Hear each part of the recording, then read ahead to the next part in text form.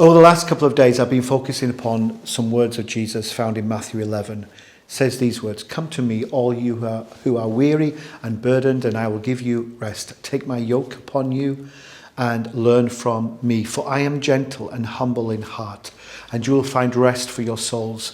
For my yoke is easy and my burden is light."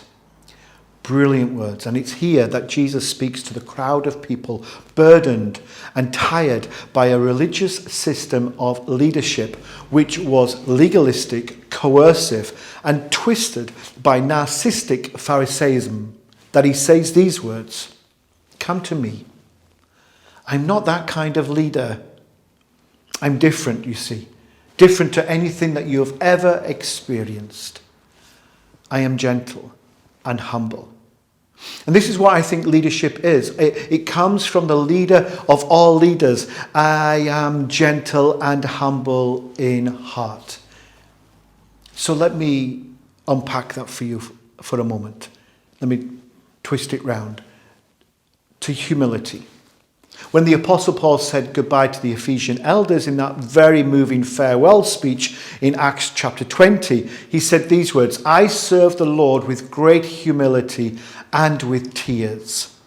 In the culture of Paul's day, the word was always used, humility was used disparagingly and often towards a slave. That attitude of the world threatens the church even today. Being humble is obviously a trait we all believe in, but it doesn't get a huge mention.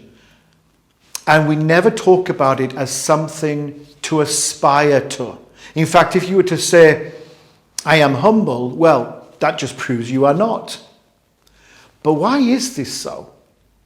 I think we need more people in all spheres of society, in the church, outside the church, who will stand up and say, one of the hallmarks of my life, the axis of my worldview, is that I am lowly in my thinking about myself.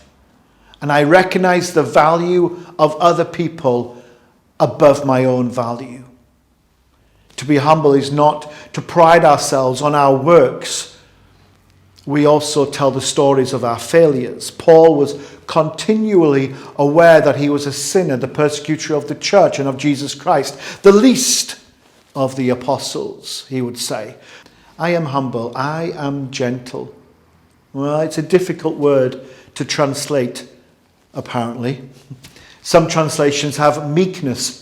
Paul's use of the word gentle is also used for the brokenness of a horse, where it's power that is under control.